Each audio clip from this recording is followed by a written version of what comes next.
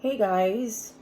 So I'm very frustrated because I have to re-record my chapter 7 lecture. This is the second time I will be talking about this stuff because I don't know, the other video's not loading. I thought once I uploaded those other two that I was like an expert officially, and what I've been doing was uploading through like recording my video on YouTube and uploading it right away, like kind of skipping the step of recording it on my phone. And maybe because this lecture was an hour versus like the little 20-minute ones, but it's just not going. And I know I have to get a video to you guys today, give you a fair, was it Friday, Saturday, Sunday, Monday, Tuesday, 5 days almost to comment. So it's only fair that I swallow it and just record another video. So that's what I'm doing. So we're gonna do chapter 7, love and romantic relationships. I hope when you first saw this chapter and it was like, what the hell? How is this like sociological? And then by the time you finish the chapter, it was like very clear. Which that's what I'm gonna do today with you guys as well. A few things that I want to cover. That I've been getting emails about that maybe we can add just really quick here. Is number one, you will be getting extra credit. By the ending of this weekend, you will have all your grades up, all your discussion board posts, your writing assignments, your quiz grade, everything that we've done so far up to this point will be graded. So you will have an idea of how you're doing so far, how many zeros you have, out of the 100, out of 50, right? Out of the 100, because you do 2 writing assignments, how many points you have so far, how many points you'll have to get on the next 2 papers, and how you're doing on discussion board posts. Discussion board posts, again, cannot be made up. So I will make discussion board posts available so you can go back and review answers for the final, etc. But you can't comment on discussion board number 3 and think you're going to get credit. Just not going to happen. I know there's been some confusion the past few weeks because of all these changes as to when things are due, which I understand it is confusing. Like, I was planning on having everything due for Wednesday this week, and then boom, John Jay gives me a recalibration, whatever period, and then I have to, cancel class on Wednesday. So that's why I pushed everything to be due tomorrow, because I don't want to push everything to have too many things due for next Wednesday. You guys know what I mean? But, okay, see, now I'm high. I don't know why I'm wearing this. So that's what I am going to do over the weekend, finish up the grading, and then that. Video comments, like I said, discussion board posts are going to be due the same way they've been due. They're going to be due as if they're due before our class would have been scheduled. So next week, our class week would have been Monday and Tuesday, because spring break starts on Wednesday. So discussion board posts and everything else, which is just a discussion board post and the comments on this video, but like you guys, I've already explained several times, you can't comment on this video all the way through the end of the semester, but for the full credit of, like the attendance, metaphorically, whatever, and the full participation, I want it done by the time the next video comes up. Everything's gonna be due next Tuesday. So I know, and if you are one of those students, I know you didn't watch this. I know I'm going to get emails from people. I thought it was gonna be due on Wednesday. Because no, everything is due on Tuesday next week. I'm trying to keep it as normal as possible when it comes to, and then the more that you're changing things, it's just getting more and more confusing. So discussion board for next week is due on Tuesday by 6:00. Please don't email me saying that you forgot, because it's very obvious on the amended syllabus. It is very obvious on the discussion board category of Blackboard. It is very obvious underneath week 11. So, I mean, I don't know how else to make certain things clear about the due dates. And then after that, things go back to normal after spring break, right? Because now we have spring break. We come back. Just the date. So Tuesday, April 7th is our last day before spring break. And then Wednesday, April 22nd is our first day back after spring break, right? So that's like about 2 weeks. Nice break. And then on that day, you have several things due because it's spring break, right? You're not going to Cancun. You have a few things to be doing. You're going to be reading chapters 9 and 10, right? That's basically one chapter a week. You have 2 chapters to be reading. So you have 2 discussion board posts due on April 22nd. So that's another thing that I feel like people are going to look at it and, you know, on the day of be like, oh, I didn't realize it was 2. On Wednesday, April 22nd, you have 2 discussion board posts due. One on chapter 9 and one on chapter 10. And one of those will also be on the Netflix film One of Us. So over the spring break for this class, you have 3 things to do. Watch a movie on Netflix. And I already said if you don't have Netflix, message me. And read 2 chapters. And, you know, and then submit everything by that Wednesday. And then after that, you have assignment number 3 due. Again, that next Wednesday. And a discussion board post. And then so forth, online, everything, online lectures. So, I mean, I don't think it's a lot, considering that this is now considered an online class. And, yeah, I mean, if, like I always say, if there's any problems or anything that you feel like is unfair, you don't really think you can do, email me. But I think that it's fair to assign 2 chapters over the spring break and a movie and then have you respond to them. And that's it. And then everything else. So again, there's an amended syllabus where everything is re-listed on Blackboard.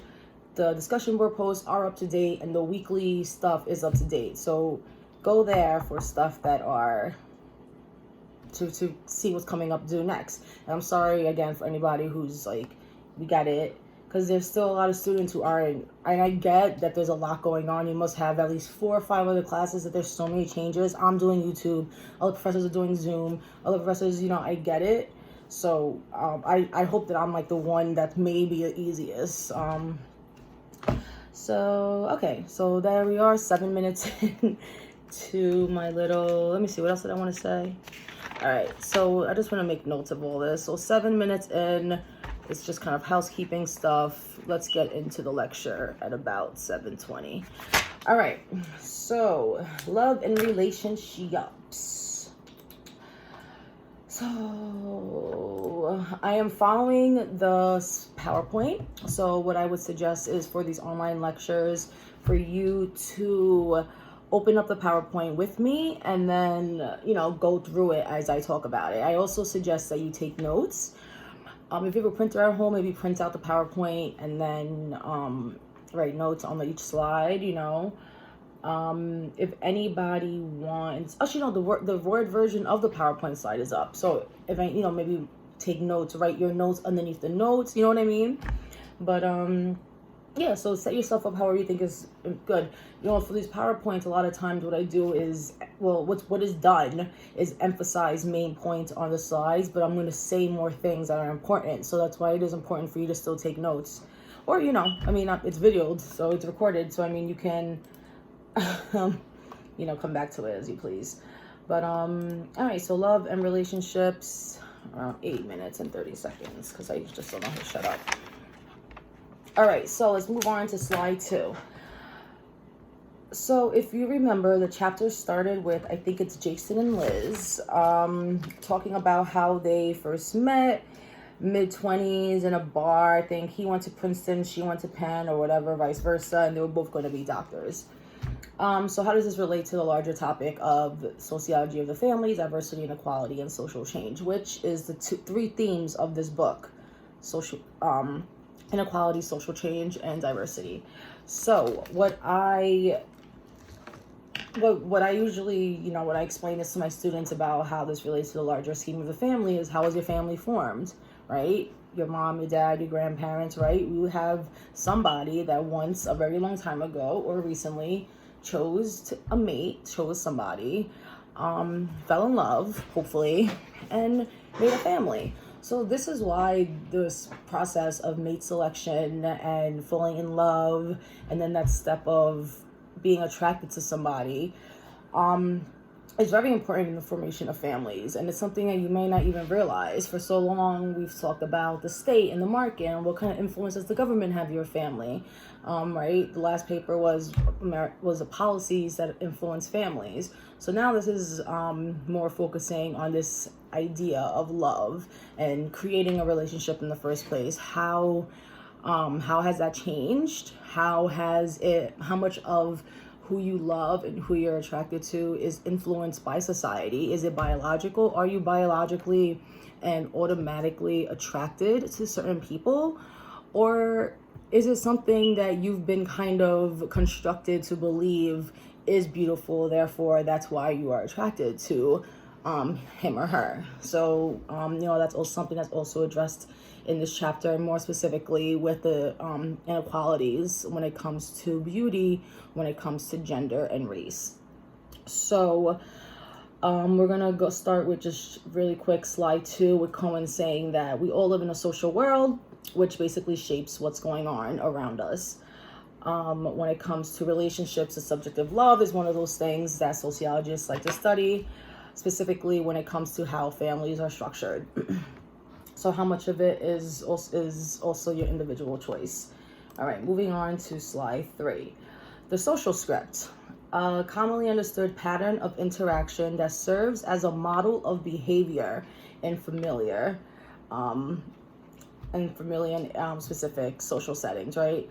All right, so remember when we first learned about institutional spaces, and the way that I had you guys define it was institutional arenas was by a social space in which people have specific areas, specific roles to play and follow specific rules. So the way for this class, we've been separating it. I should write things down and then put it up. But you guys get. So we have institutional arenas, and then we have 3 main arenas that we've been talking about, which is the family, the market, and the state. The way we've been explaining it is the family is the family. Okay. The state is the government, and then the market is where you basically have some kind of economic exchange. So whether it's labor for pay, you being a consumer, right? So, there's these 3 different institutional arenas that are just out there and usually discussed in sociology. Our specific focus of this class is obviously the institutional arena of the family. However, we're still talking about the state and the market. We've spoken about them several different ways. So we spoke about the institutional, the arena, when it comes to the government, specifically with paper 2 of how the government, they've implemented several different types of laws and policies, which eventually have affected the family arena, right? So that's what I wanted you guys to do for paper 2. And then the market arena is similar where it affects the family, because think about what's happening now. How is your family being affected by the lack of a market, right? I'm not going to say lacking as if it's completely absent, but jobs. What's going on right now with the quarantine and coronavirus that we are not able to work, and right, that's the market arena, number 1. And then the involvement of the state arena, which is the government, giving us checks eventually, trying to boost up corporations, which again is the market arena, right? So these are all things that are just overlapping with each other. And then think about the importance of the family when it comes to the state's decisions, decision making when it came to the checks, right? So it's the way that they're doing it is, singles with kids, right? So you're getting 1 per single, then each kid's getting a certain amount of money. And then also, if you're married, it's a different kind of money. And then also, if the family as a whole makes a certain kind of income over, I think, 100K, they're going to get it's so basically what I'm saying is, back to the topic of the family, is it's interesting how this idea of family is so involved in, the government and it's normal, right? So anyway, I'm getting into the arena. I've gotten to the arena part too long, but what I'm trying to get into is the idea of the social script. So with this institutional arena and these 3 different arenas that we've gone into, within these different arenas, kind of in that category of following rules, we have social scripts, right? So we follow a social script every single day of our lives, whether or not you don't realize. It tells us how to interact with people. It gives you expectations of how people should act back. If people don't act back in a certain way that you expect, it can cause confusion. It can cause uncertainties. It can cause, anxiety, right? So think about that in terms of your dating life, or dating life existent or non-existent. So when you go on a date, what is the difference between what you expect from the man and what you expect from the woman? What is the expectation what is the social script that you, oh my God, Bill Weathers died.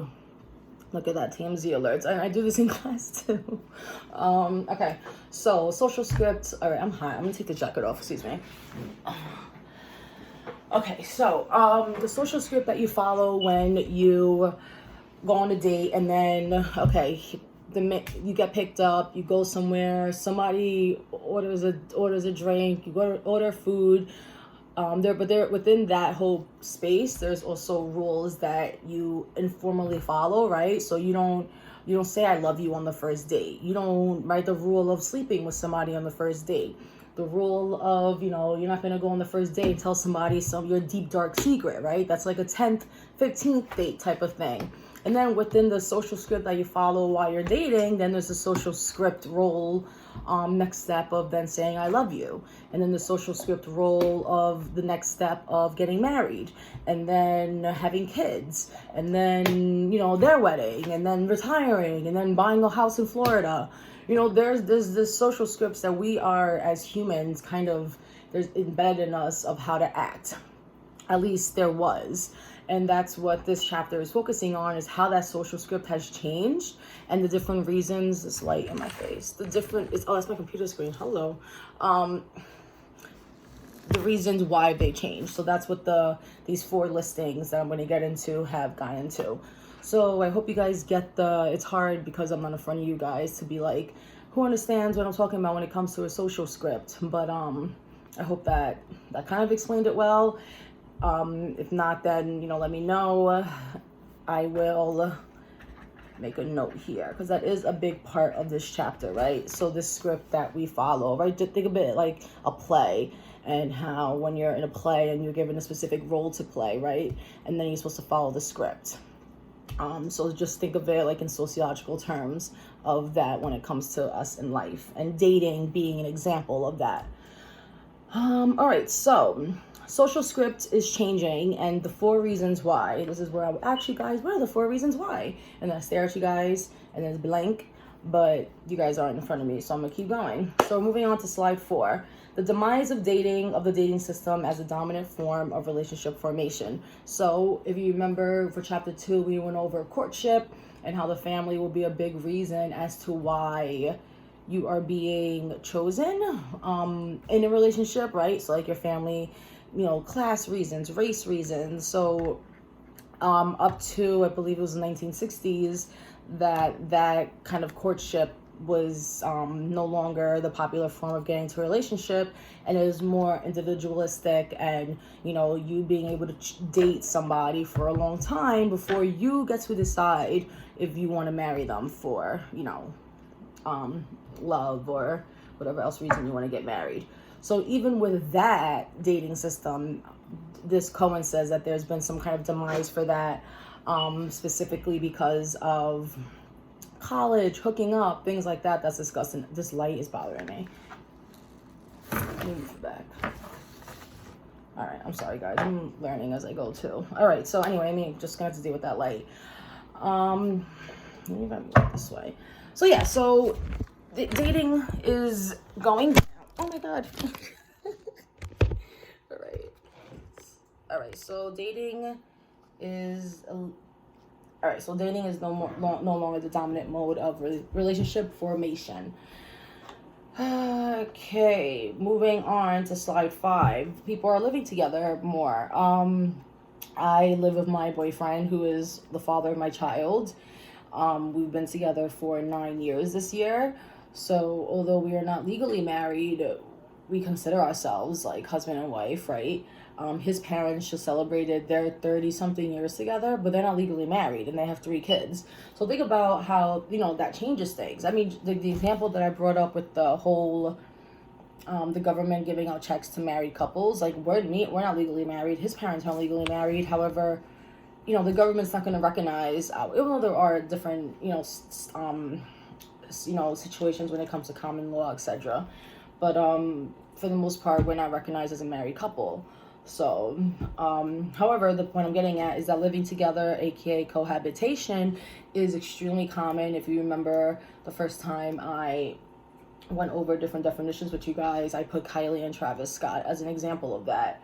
So it is a new stage in relationship that was not common before. It was not very common for people to move in with somebody that they're not married with.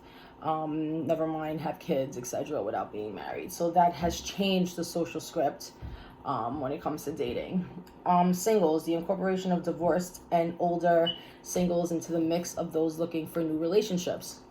So as we discussed before, with the increase of women's freedom and sexual revolution and just changes in the market and the state, etc., people are just getting more divorces.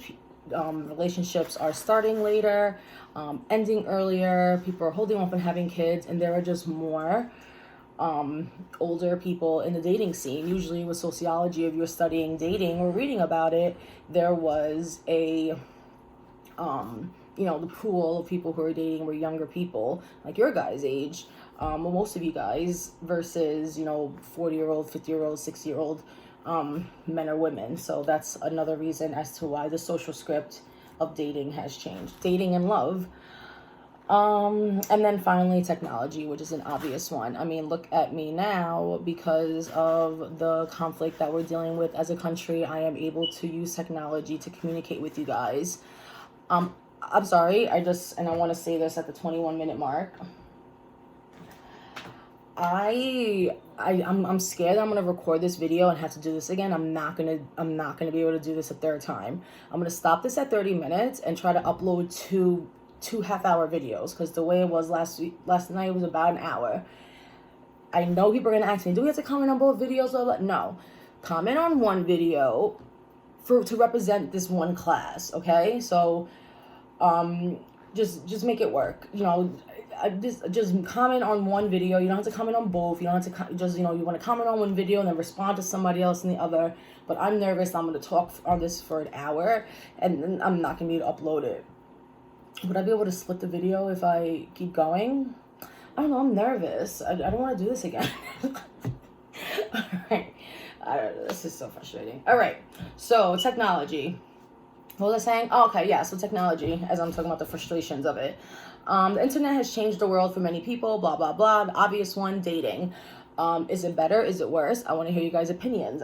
This is a big part of the dating area, and this is going to be my first question, 22 minutes into the video of the class. How has dating changed, better for worse, when it comes to technology? I know a lot of you guys probably have your own kind of stories, experiences as to maybe some things that's been a positive experience or a negative experience. Maybe you met the love of your life on the internet. Maybe you met a creep.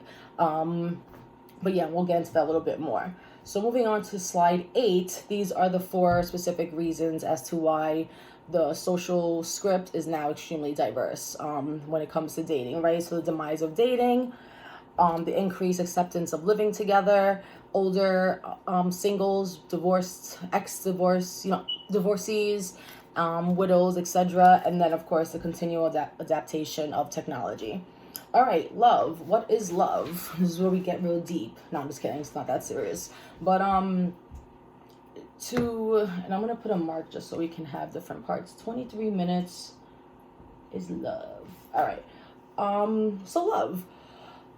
Do you think, and this is another question I'm going to have you guys answer. Do you think, number 1, do you like the definition that Cohen gives of love? Number 2, and I'm trying to see how I want to word this in terms of how Cohen discusses it. That love is an essential part of survival, and that as human beings, we are just automatically craving and in need of love and social interaction. And that's why it's interesting, because of what's going on now. Like, a big reason why they're saying that for us to go out, and this is so hard for us as human beings, is because we are naturally social animals, and we not being able to go out and talk and hug and kiss and just be around people is very hard, for our mental reasons, evolution, etc. And that's kind of discussed in this chapter, at least in terms of love. And if you remember when we spoke about the different types of families, I think in chapter 2, and how families were changing, and I hate having to talk without no break, if you guys can believe it. Different types of families and how kids were cared for differently. So if you remember, with the kids, it was like, at first it was, they don't need to be really nurtured. You just need to have a lot of kids in order to just kind of serve as a employees on a farm, and you need as many kids as possible to help your kind of financial, social status. And then as time went on, number one, there were more child labor laws preventing that kind of mentality, but also just people were having less kids and able to spend more time with kids one-on-one, and the importance of love and affection became more prominent when it comes to family and raising children. So has anybody seen The Trials of Gabriel Fernandez? First of all, what a perfect documentary for this class. If we were able to, actually, you know what I'm going to do? I'm going to do that for extra credit. I'm going to assign an extra credit assignment. Look at me. Even on these videos, I go off on tangents. I'm going to assign an extra credit assignment where I'm going to assign like different documentaries and have, just watch one, and you can, write a paper about it.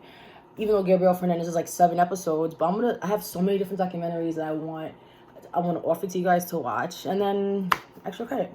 So anyway, Gabriel Fernandez is about the little boy. It's on Netflix. I would want to recommend it, but it can be very triggering and traumatizing. I haven't gotten past episode 4, but it's about he was abused by his mom and her boyfriend, and he was eventually killed, and the involvement of social services, aka the state, how much of the state responsible for his death, and then his mom, his family. And you just get the feeling that this kid he never got to feel what love is.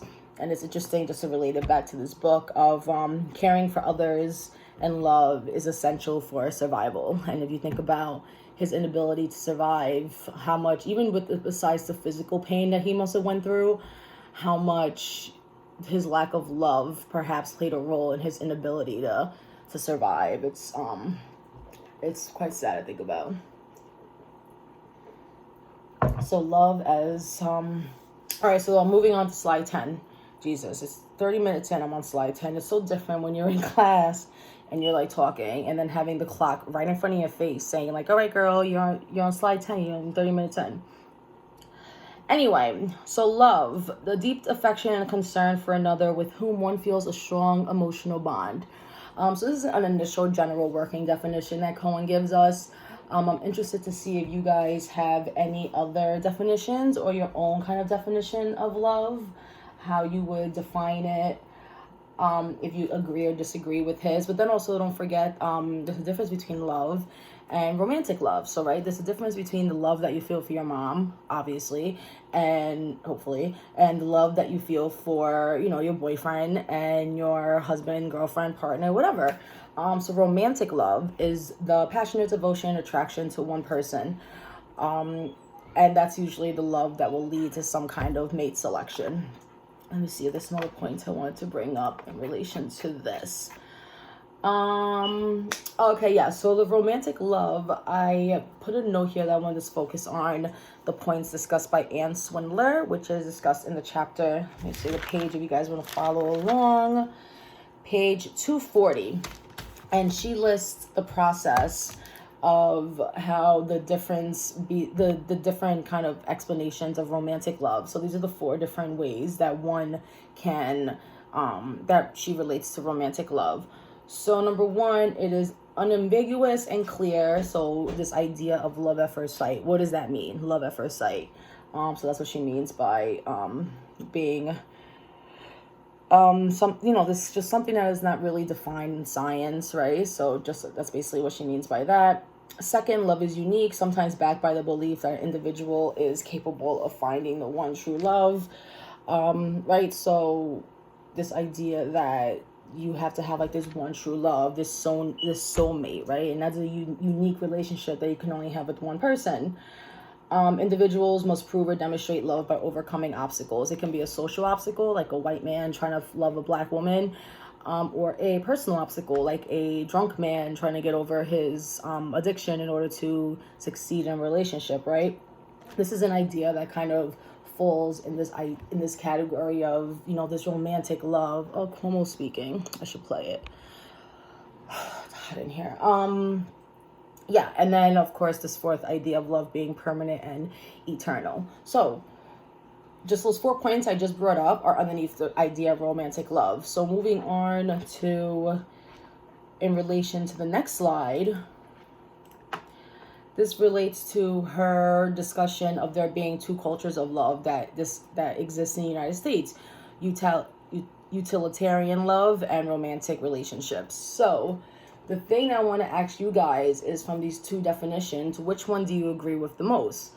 Which one do you think represents your personal relationship or relationships you've had in the past the most? What are we? Slide 11, 30 minutes. Love. So, with the utilitarian love, it is practical, it is rational, it is logical. You go through struggles together. It is not this idea that was discussed before with romantic love of, you know, eternal perfection of, you know, this one true love with no true struggle. That was, you know, you had to face this kind of one obstacle to eventually get to this magical point, right? It is something that you're constantly working on, right? So that's why it's in this category of making it work when it comes to love. So is it something, and tell me what you guys think. Do you guys, when you look at these two definitions of what love is, which one do you agree with the most? Is it practical, rational dedication to one person based on a shared understanding? Or is it something that is always in this heightened case of affection and intensity, and, you know, can't live with each other, but also at the same time, there shouldn't be any real struggles that hinder that initial feeling of like the butterflies and that kind of stuff. So, I mean, and just to kind of pull back to not be like this weird discussion about love, to pull back into sociology, is these two different ideas of love are a big reason as to why relationships and individuals, as described by Cohen, can be doomed, because we're constantly battling between these two different ideas, right? So think about just in your own relationship of what you consider is normal, and then what do you expect from your partner? Do you constantly expect for things to be constantly perfect, or do you value the downtown times as much as you value the up times? Because you know, within that overcoming of a struggle, there's some kind of light at the end of the tunnel. I guess you can kind of relate that to what's going on now. So like Cohen says, the coexistence of romantic love and modern love creates uncertainties in social scripts as individuals have to negotiate between these two cultures. So, you know, so that's just what these two ideas of romantic and utilitarian love. Which one do you feel like is the kind of relationship that you're in, or that you've been in, or that you think that people should have? So that's another question that I'm asking you guys. All right. So relationship rituals. Where are we? 33 minutes. All right. So relationship rituals. Chapter 2 describes the transitions from the courtship of the 20th century, and I already went into this. So what we're going to go into this discussing is how the relationship rituals have changed, and what is now considered normal versus what was normal where we last left off with chapter 2, with dating and courtship to dating to now. So moving on to slide 13. All right, so courtship versus dating. Decision for a couple to marry was more of a, I'm gonna put this here. Okay, decision of a couple to marry was more of a public decision. That's why I have these bullet points here of public decision versus individual decision. So we have, your parents and society saying who you should and should not be with, versus now later on of you being able to pick somebody based on your own individual priorities, characteristics that you're attracted to, characteristics that you value. And then you date one person for a long time, and if it works out, you move on to that next step, right? This is the social script that was followed for a long time. Now, as we saw with why the social script is changing, this is becoming more and more diverse because people aren't dating like that anymore. At least some people are. So that's where we get into the hooking up part of this chapter with college students. Let me see. The main thing that I want to point out for this part of the discussion is the difference between the involvement of the family arena and the state arena, of the market arena. So this is the point that I would ask you guys. How did the family arena and the market arena, how did the family arena and market arena play a different role in dating? Was because with courtship, your family arena was directly involved, right? However, although your family arena was directly involved, it was also, your dating was also more private within the family setting, right? So you're having dinners in family events, family.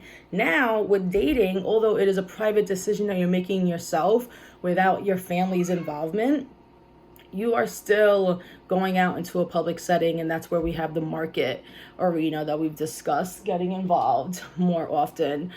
So the examples that we get here from the chapter is, actually I don't know these are examples that are in the chapter, but these are examples that I'm thinking about. You going to a restaurant, you going to the movies, that next step of bringing out your relationship out into the public. And think about how this decision plays a different role. This decision plays a different role when, when it comes to social expectations, when it comes to race and beauty, etc. So again, just to kind of explain what I'm trying to get at when it comes to the difference between courtship and dating in the arenas, is that the courtship, your family was more involved. You were but still dating within the household more privately. And although dating as described during the 20th century was a private decision, you are going out into the public more often. And the market arena is now playing a heavier role into your relationship, where you're going out to movies, you're going to restaurants, you are putting your relationship out there into the public. And so forth. And then with that introduction of the market into dating, there also creates new expectations. So, right, who's gonna pay? How are you gonna act? How are you gonna dress? Do you when you go out dating, do you go to the movies? What do you do differently than if you would have went to a restaurant, right? So with all these changes come new and different expectations of the social script that we were previously getting into. All right, I'm like moving this camera around. I feel like I can't breathe. All right, relationship rituals when it comes to dating among students. You think that after me doing this so many times, I would have every slide and know the numbers by now. All right, 14. So with the growth of higher education comes more studying of college students for this, sociological studies of how dating works, mostly because you guys are the ones who are going to be amongst different groups of people. You guys are more likely to socialize in mixed gender and mixed racial groups. You guys are more likely to date a lot of different people at the same time. And not that that's bad now. That is the norm now. It is normal for you to kind of at your age, I'd say your age, but your specific group, your generation, to date several different people, however you define it as dating or talking or hooking up.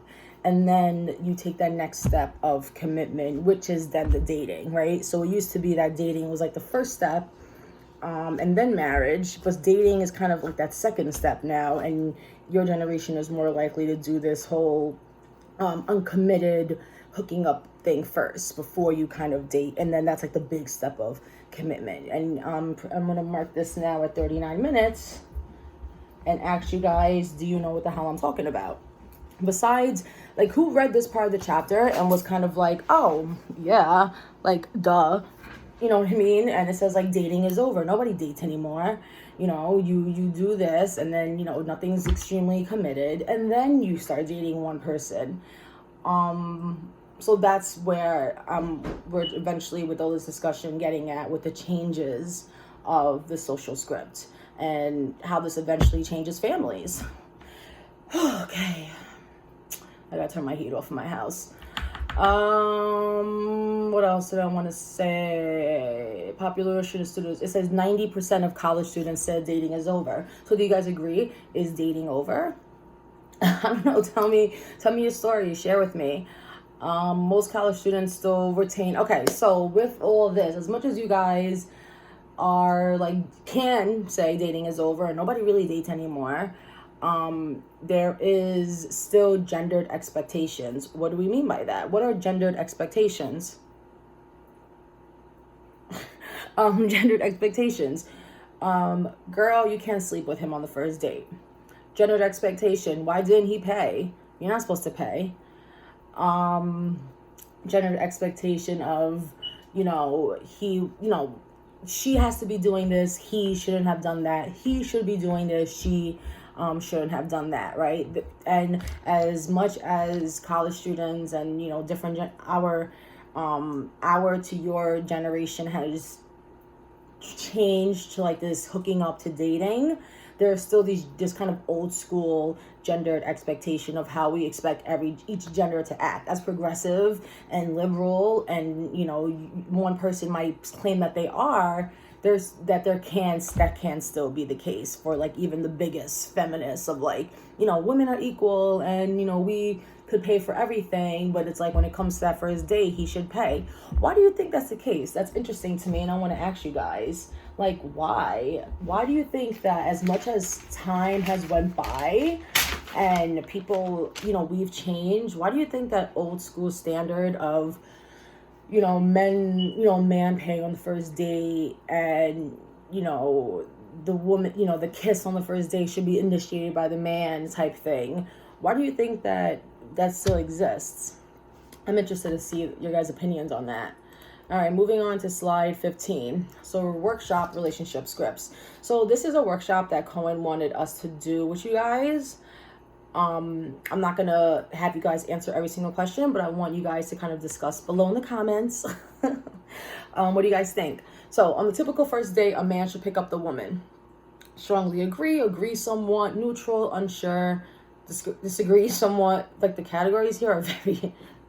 there's no way one of your opinions is not expressed here. Like, oh, agree somewhat, neutral, unsure, disagree somewhat, like... But so what do you guys think? On the typical first date, the man should pick up the woman. All right, I'm gonna make these a little bit better. All right. On the typical first date, and also don't forget this idea of the typical first date. This is a version of a social script, right? The typical first date. Think about if you were a director, a writer of an episode, and they said, write the typical first date. What is the script you would write? You would write the girl getting ready in the kitchen, doing her makeup, her getting ready in certain gendered ways that you expect women to get ready for their date, not too slutty, but also pretty enough that she's gonna make the guy happy. Going down the stairs, answering him, walking up to the door. Now, it's really kind of like movie crap, right? Meeting the parents, that whole thing. And then him walking her to the car, opening the door, Bronx Tale. Well, she opens the door for him. Her opening the door for him, or else you gotta dump her. So forth. Going out to dinner, eating, she's not gonna order crab legs because you don't want to be eating crab legs in front of the man like that on the first date. Things like that. So this is a social script. So how would you write that script? That'd be an interesting extra credit assignment, actually.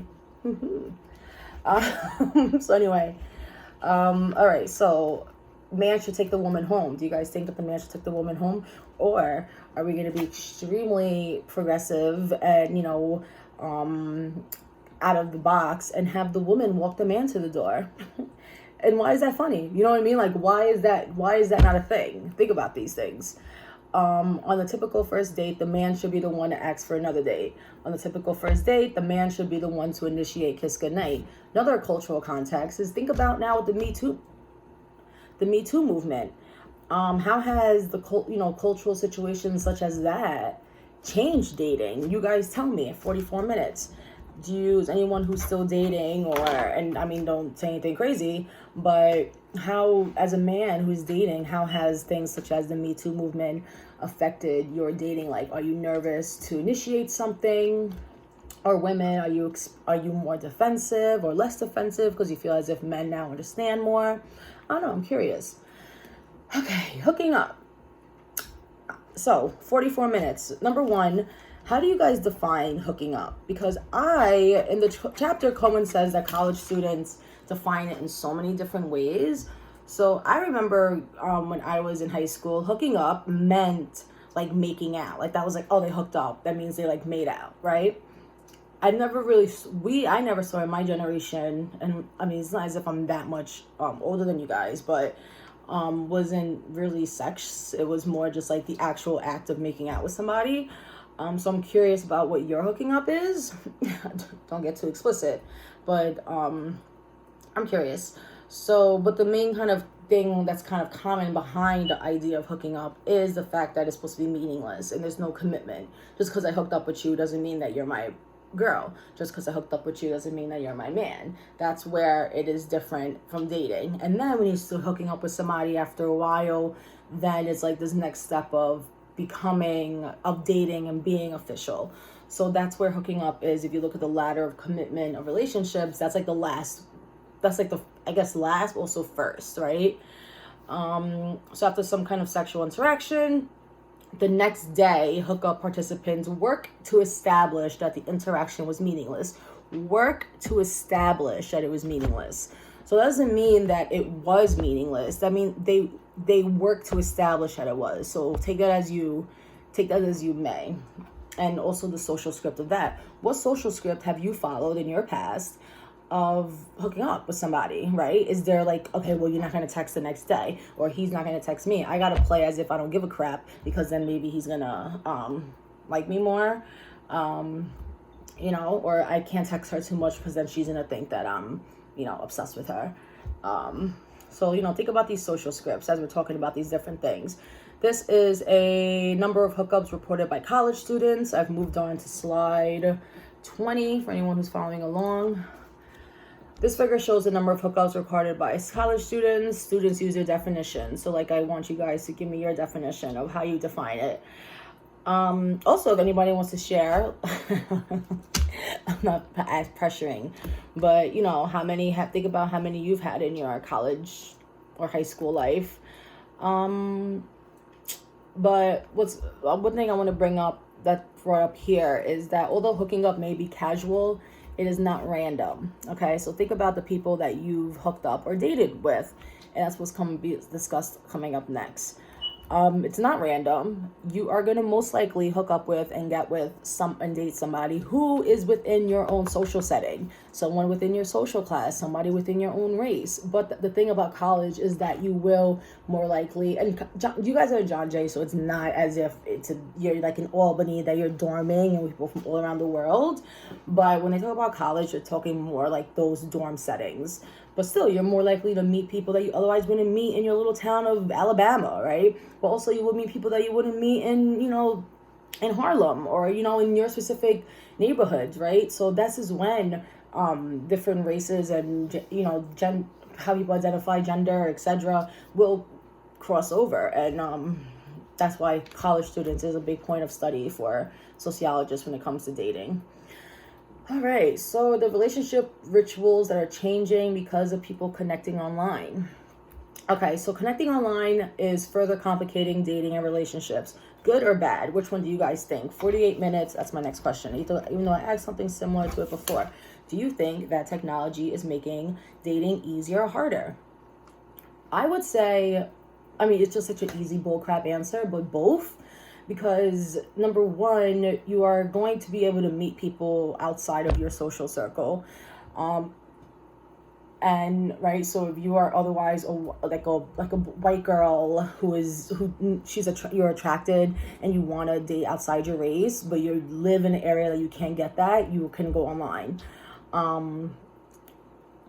However, opposite of that is if you are let's say a white man who's like, I would never date a black girl, and so you can go online and limit your searches to only white girls.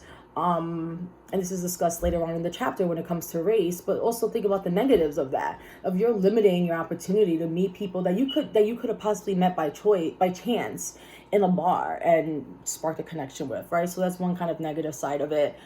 The internet has been an especially important connection for gays, lesbians, or other non-heterosexual relationships. So, I can't speak for, that specific community because I don't know what it's like to date, as gay, lesbian, bi, etc. However, I would imagine that it's something that is more difficult because of, heterosexual expectations that are out there. You not knowing, unless you're like in a gay bar, you not knowing who to approach, how to approach them. So, it's easier, at least according to Cohen, and if anybody is out there disagrees or agrees, let me know, especially if you're in that community, to go on the internet and go into like a chat or a group that is specifically for lesbians and then look for a lesbian versus going to a bar and having to find out who is a lesbian, right? With the assumption that everybody is heterosexual, which also goes back to that other definition that we discussed before from chapter 6 that was on your quiz with the heterosexual compulsory. All right, so efficient, potentially efficient. Okay, so it could be potentially rewarding versus, a big reason why I have a job. I am like the cyber stalking queen at my job. So lying, misrepresentations, catfishing, stalking, those are all things. Like, so if you were being stalked before by somebody who was obsessed with you, the internet can make that a lot more scarier and also a lot more easier for someone who wants to stalk you because everything is online. Everything. All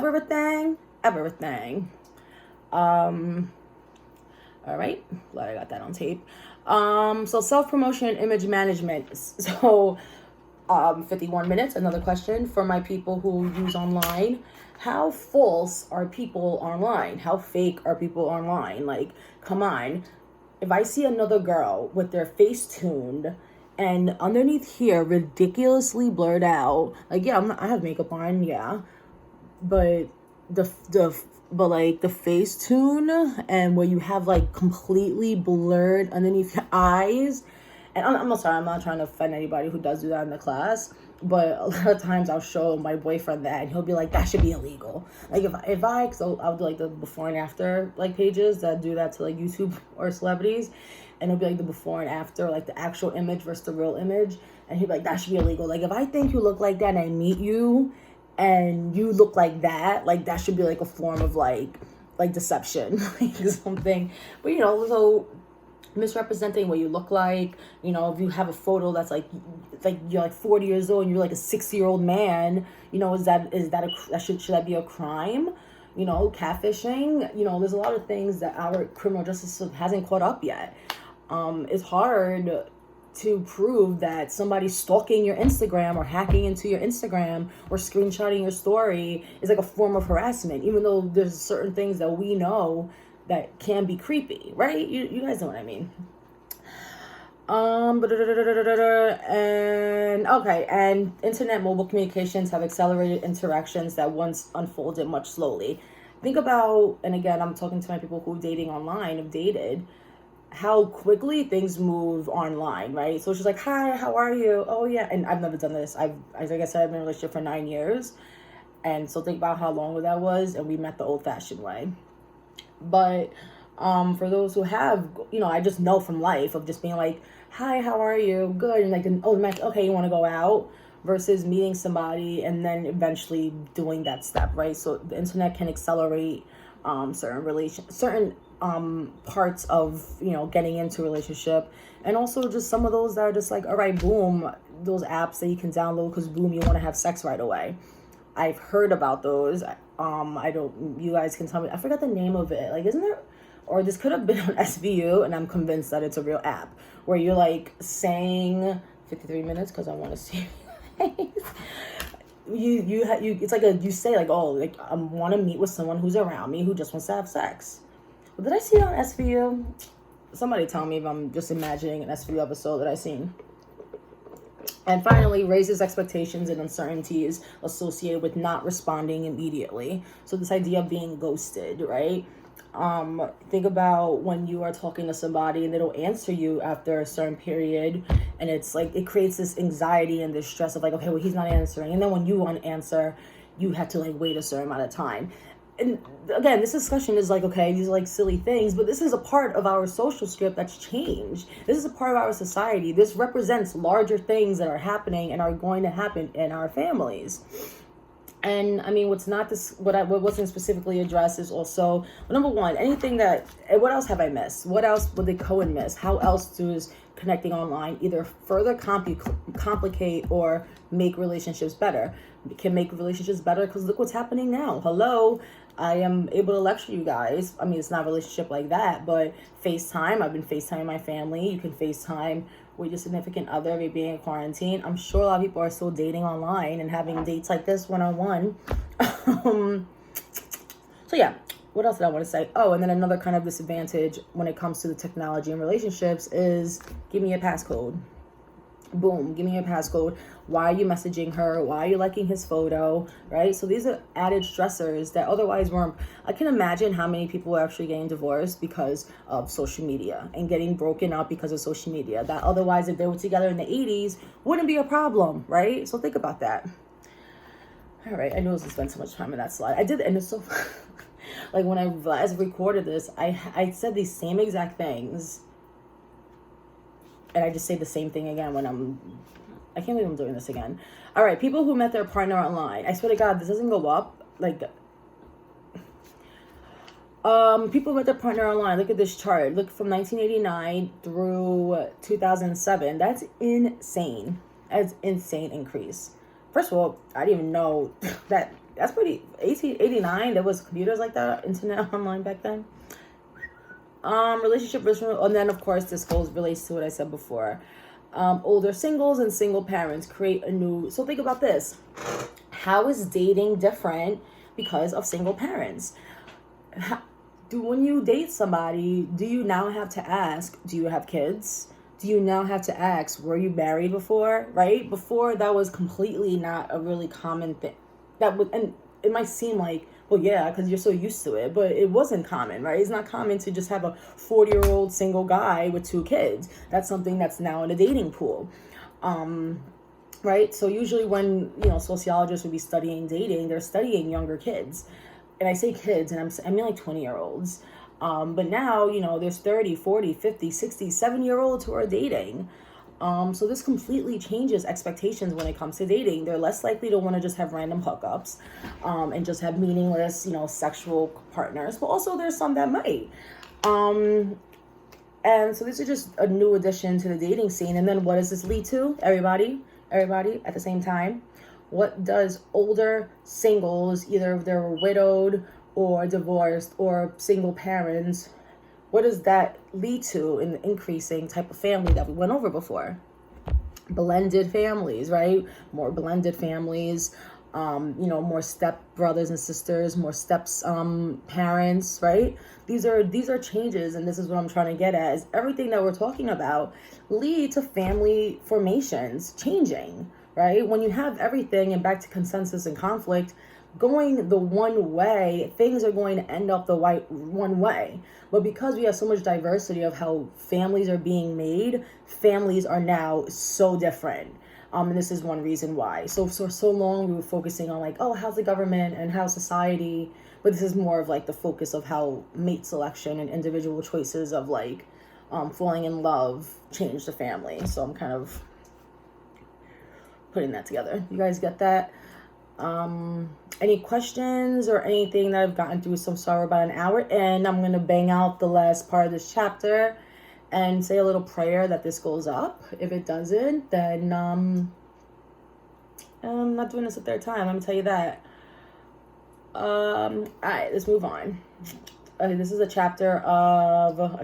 chart which shows, what is this again? Oh, okay, yeah. So separated, widowed, never married, married individuals in the dating scene. And how it is increased, decreased. So we see a specific increase is separated and divorced. All right, and then finally, relationship rituals that have changed because of something are gay and lesbian groups. So their struggles were specifically addressed in chapter 6, in the sexuality chapter. The main thing that I want you guys to think, so again, remember, these different things that I'm talking about are different reasons why the social script of dating is extremely diverse now. So think about why, and anybody who is gay or lesbian, I brought up before with the internet dating, but how is your social script as a gay or lesbian person or trans, etc.? How is your social script different from other people's social script? And I'll ask here around 59 minutes, anybody, even if you didn't read the chapter, how would you assume? And if you're not gay or lesbian, how do you assume that gay and think about the questions that you ask. So for example, when I went to a gay wedding, actually I've been to 3 gay weddings this past year. And when I went to a gay wedding specifically, it was 2 males, and everybody always has the question of like, well, who's gonna wear a dress? Who's going to who's gonna have like a best guy and a best man, and who's gonna have like a maid of honor? Who's gonna walk down the aisle? Who's gonna stand there, right? This is a social script that we followed for decades, not centuries, of the woman wearing a white dress, the man wearing a tuxedo, the woman picking maid of honor, except the men doing this, bachelor party, bachelorette, not seeing each other, right? This is a social script. This isn't by law. These aren't things that we have to follow. These are things that we as a culture and society just have instilled in us as normal. So think, if you are gay and lesbian, how does that normal thing fit into your life? Can it? Right? Of course it can. But as people who are heterosexual, we assume our way is the normal right way. And so when there's like a gay marriage, we're like, well, who's gonna, is he gonna be walked down by his father? Is his father gonna give it away? So that's why I like, when I go to gay and lesbian weddings, I like to see how they choose to kind of take the narrative and take the script and make it their own. One couple, they had their own special types of rings made. Another couple, they just didn't have, and unfortunately they can't even do the church thing at all. But another couple, they just, you just do everything different. You do certain things different, and you're changing the script. So this is what I mean in relation to the class topic of the social script being changed. But also, as I'm jumping ahead to this idea of marriage, now think about the step of the social script of when they weren't able to get married. So now getting married when you're gay and lesbian is pretty normal. But think about when it wasn't, when it was illegal. So for me and you, and I'm saying me and you as if everybody in my class, I don't want to. So like for me, who's heterosexual, I've always dated, and, with this kind of like, right, date, and then you're going to get married one day. And then have kids, which I didn't. But for gay people and lesbian, etc., that wasn't something that was always an option, right? Because it was illegal for them to get married, so that wasn't a part of their script. So that creates some kind of relational ambiguity. You guys know me. That's up here in the chapter, in the PowerPoint for you guys. That, basically how are we going to progress this relationship? We're not able to get married next. The intersection of personal relationships and the institutional arenas of the state and the family can create additional social barriers, right? So a lot of you guys wrote about marriage as this policy that the government gave people to be in their family. So now this isn't available. It wasn't available to gay and lesbian couples. So this could have created stress, insecurities, confusion about what's next. So now they're able to get married. So now what's supposed to happen after that? So my best friend, she's a lesbian and she's gotten married, and I'm not constantly asking, like, being annoying, but it's like, all right, so are you guys gonna have kids? And there's different struggles for that. You're a lesbian couple. So now this social script of getting married and then having kids, you have so many different choices of what you could do, but it's completely different from like what I'm able to decide of like, okay, well, I'm just gonna have a baby, and they have other things to consider, other choices to make that us in the heterosexual community can't relate to. So that's just an example of the social script changing. All right, so I am on slide 26. Jesus, an hour and 5 minutes. Did I do it this well, yeah, I'm doing basically what I did yesterday. Look at me. I'm more the same than I thought. Relationship rituals changing the social script. So again, the demise of dating, hooking up, connecting online, older singles and single parents, and gay and lesbian relationships. These are all different reasons as to why the social script of dating and love are changing. So I hope that a lot of this makes sense. I don't have you guys in front of me to be ask me a question. So ask me your questions below. Anything that was unclear. Anything that you guys ask in videos saying that's unclear, I will address in my next video. Moving on. All right, so relationship rituals, divorces spike in China. I added this last minute as couples emerge from quarantines. I thought it was funny. I mean, I don't think that the demise of relationships is funny, but this relates to, because Cohen says in this chapter that a lot of times relationships and love can reflect the larger society and what's going on in society. So you guys remember when I was like, if you want to see what's going on in society, one way to see that is looking at the census and seeing what's categorizing as families, etc. And another way is also to look at relationships, right? So if you're looking at the relationships in China or married couples and seeing divorces are spiking, that kind of represents what's going on in China. And now we see, but we knew, but there was couples emerging from quarantine. I'm sure it's gonna happen in the US. I mean, I told you guys I'm not married, but it's, we're basically are. And I mean, share me your stories, 1 minute and 5 minutes. It's hard staying with somebody 24 hours a day, and especially with the kid, with the baby. I told them right now, go upstairs, I need to do this. There's tensions. It's hard. Share with me your stories. But yeah, so I just thought this was interesting because it's showing how, for this chapter in the study of sociology of the family, love and relationships, how that does reflect society as a whole. All right, moving on to mate selection. This is the last part.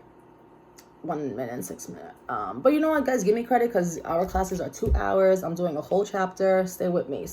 Rough it out.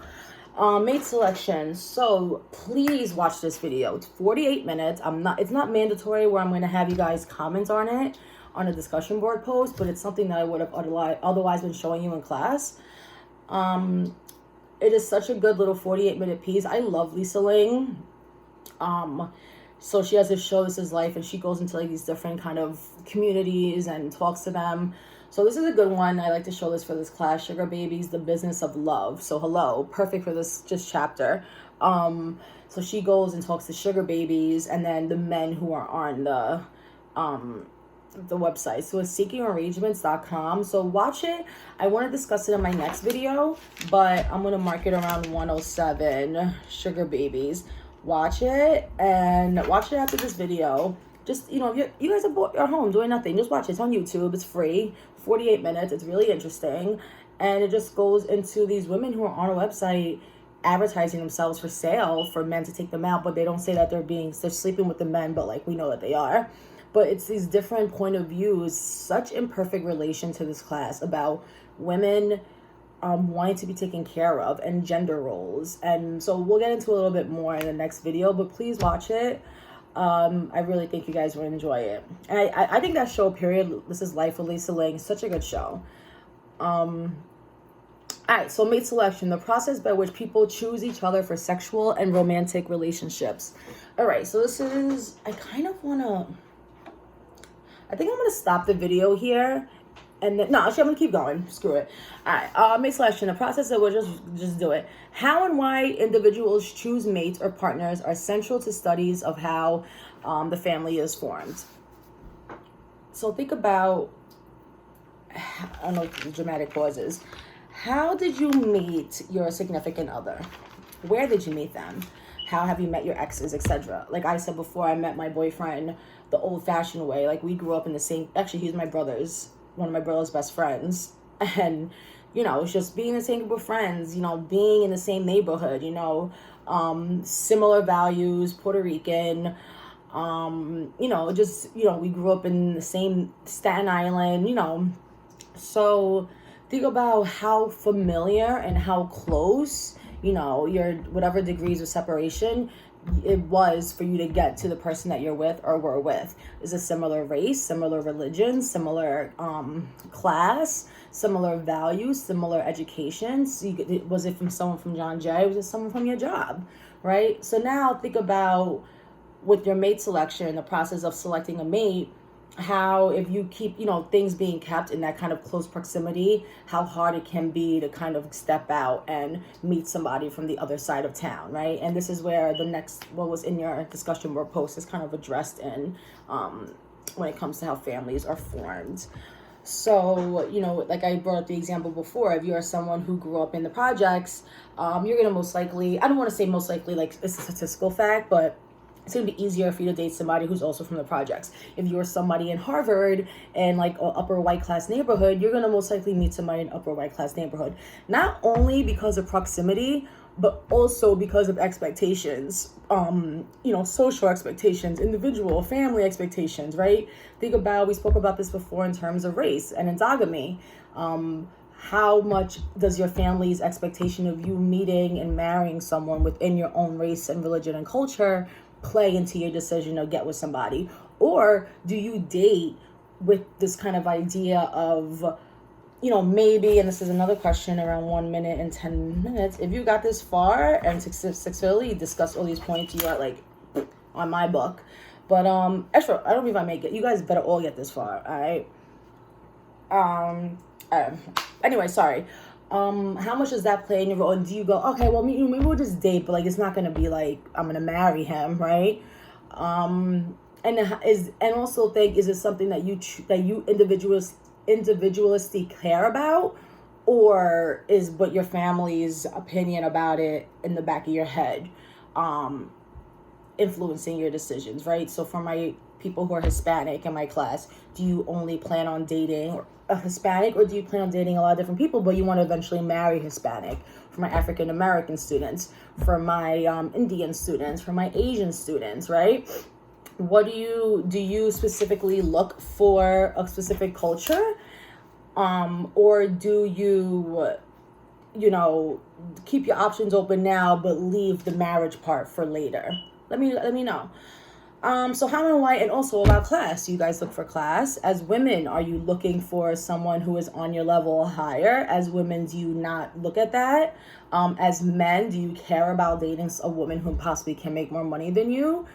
And what about those different categories of decision making is the most important to you? So that's something else. So this is the process of mate selection. So kind of the similar, if you watch like National Geographic, how like lions and animals go around looking for a mate, we're necessarily kind of doing the same thing, or have been for years. All right, so understanding the process of mate selection is that's necessary for explaining at least 3 ways that the family can influence society. And boom, moving on to slide 30. Is where we get into the discussion board posts. So self and society can help us understand how relationships are created. This also explains love, which is central to understanding families. Then the path to family formation influences broader society in 3 distinct ways. What are those 3 ways and how they relate to a chapter that we already read? So this blatant answer is on page 254 to 257. So the 3 ways that this mate selection can influence society as inequality, inclusion versus exclusion, and family dynamics. So with inequality, we have a strong tendency to marry within our social class. So like I gave the example of, you know, the rich marrying the rich and the poor marrying the poor. We saw that in chapter 4, the different examples of how people date and picking. So this type of endogamy reinforces and reproduces the structure of inequality. So rich people only marrying rich people and poor people only marrying poor people. We are keeping these, you know, this system of inequality. If someone rich marries someone poor, then we, you know, this is going to eventually decrease inequality, right? Hopefully, over time. So this is why that the process of mate selection can eventually influence the broader society. So this is what we meant by this question.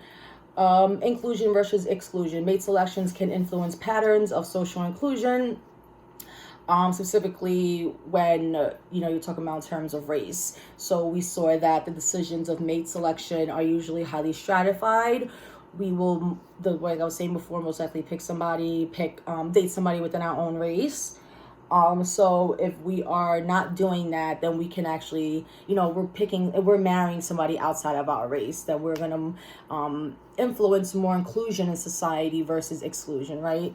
So that's an example of that. And then family dynamics. Mate selection influences family dynamics, marriage stability, and how families function overall. So all these different things, inequality, inclusion versus exclusion, these are all things that relate to other things, right? Divorce rates, how children are raised, job, the markets, rules that implemented by the government, all of these things, structure of family, social services, like everything that we've spoken about so far.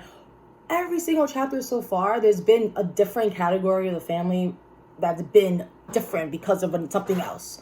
So that's what they mean by this. Like all of this just changes families. And that's what we mean. That's basically, writing about all three of these was basically your discussion board post, which is on page 257. And then these are the different chapters that each one relates to, which is why I set in the chapter, what chapter does these relate to?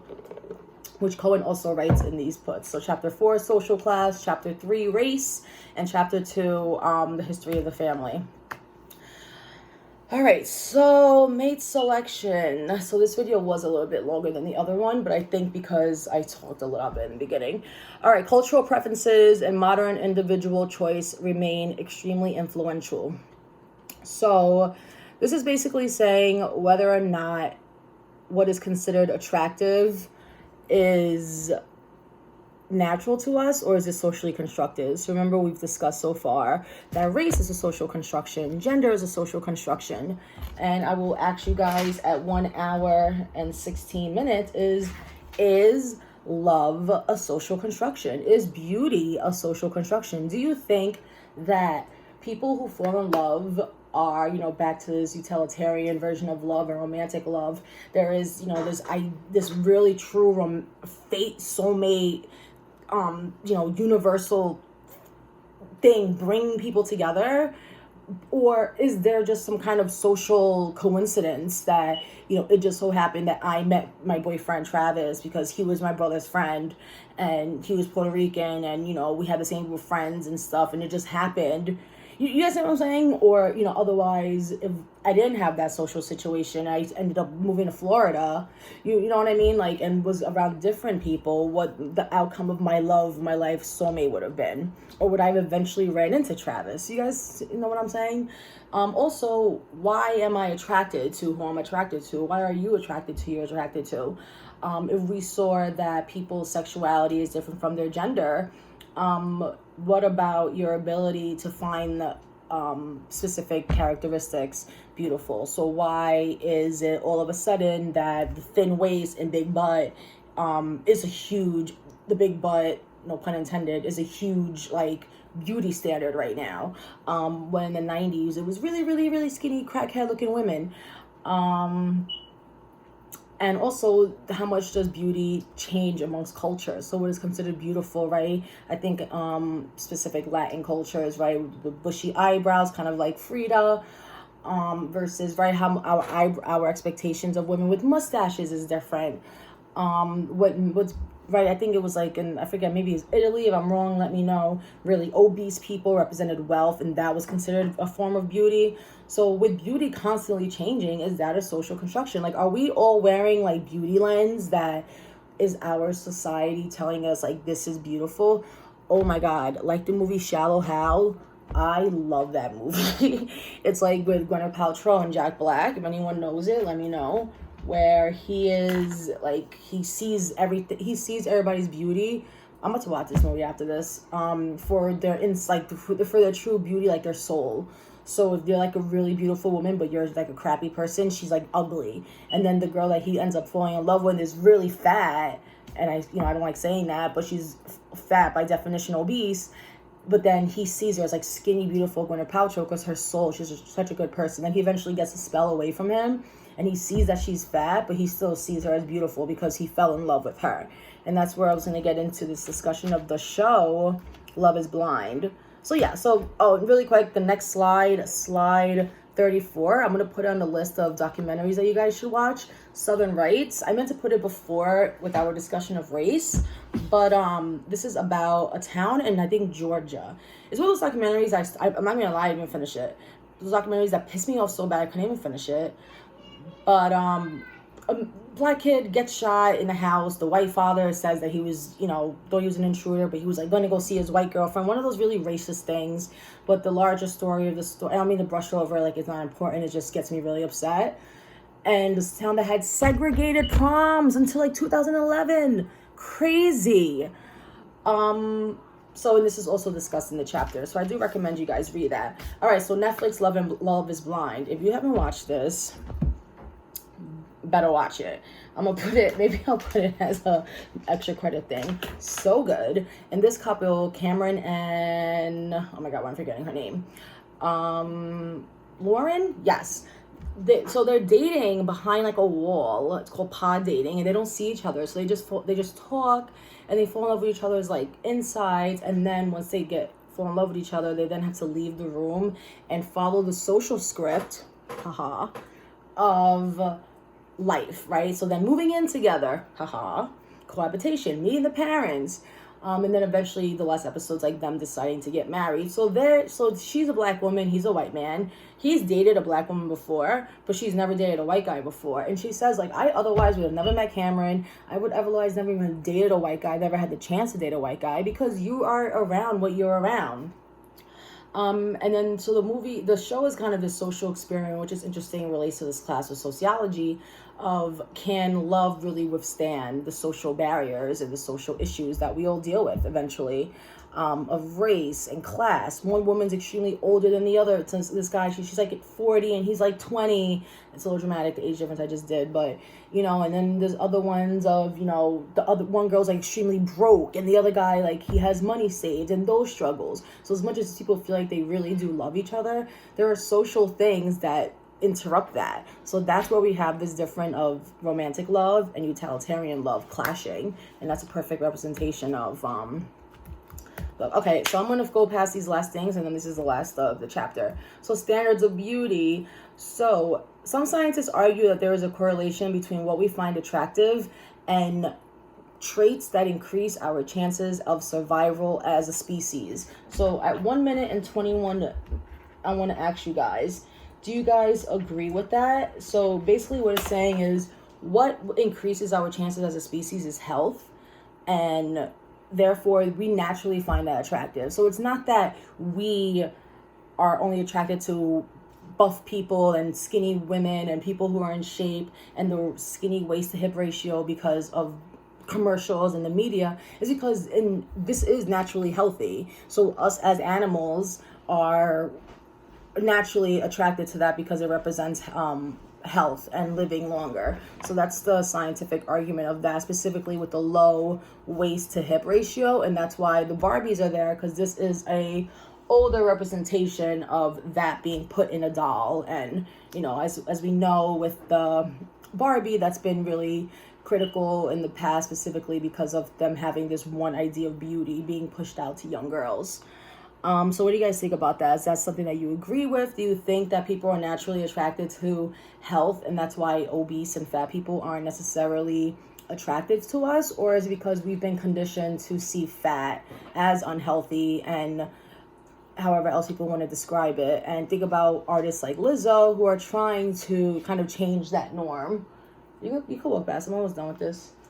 So I just want to make Jay Okay. So that's that. Another thing with the next slide with high heels, the gendered social practice of the use of high-heeled shoes. So, number one, high-heel shoes are 100% an example of a gendered social practice. Men are not expected to wear heels. The minute a man puts on heels, he's considered like gay, right? It's not something that men wear. Women wear it. and this is a sociological explanation, and let me know if you guys agree with this, that this is something that we do to kind of make women submissive, right? They're naturally uncomfortable. They're naturally make us weaker because you can't really do much in heels. At least if you're someone like me, if you're not Beyonce, like Sarah Jessica Parker.